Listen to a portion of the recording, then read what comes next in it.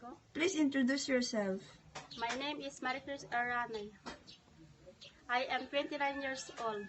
I am married. My husband is 30 years old.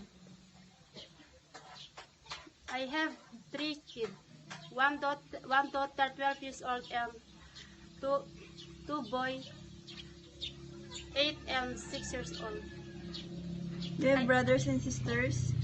I have two brothers and 3 sisters. You are the... We are the 5th belong in the family. You have experience abroad? I have experience in abroad 3 years in Kuwait and 2 years 4 months in Oman. What are your duties and responsibilities in Kuwait? My duties and responsibilities to In Kuwait? Kuwait cooking and take care baby and washing.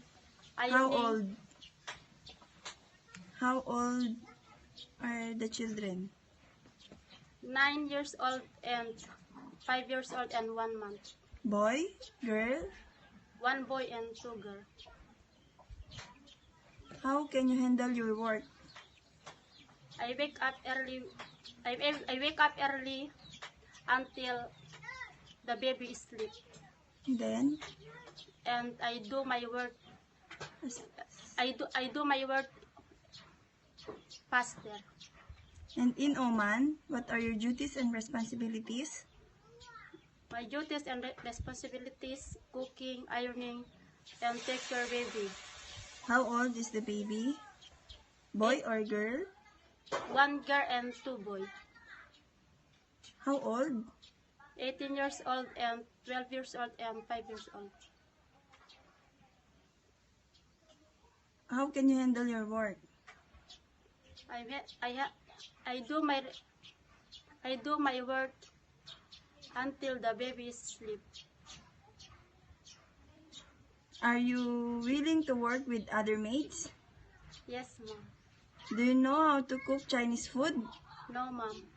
Are you willing to learn how to cook Chinese food? Yes, mom.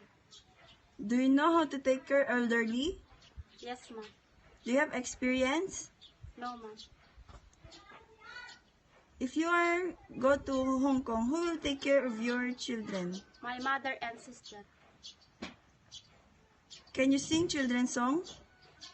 My toes, my knees, my shoulder, my head, my toes, my knees.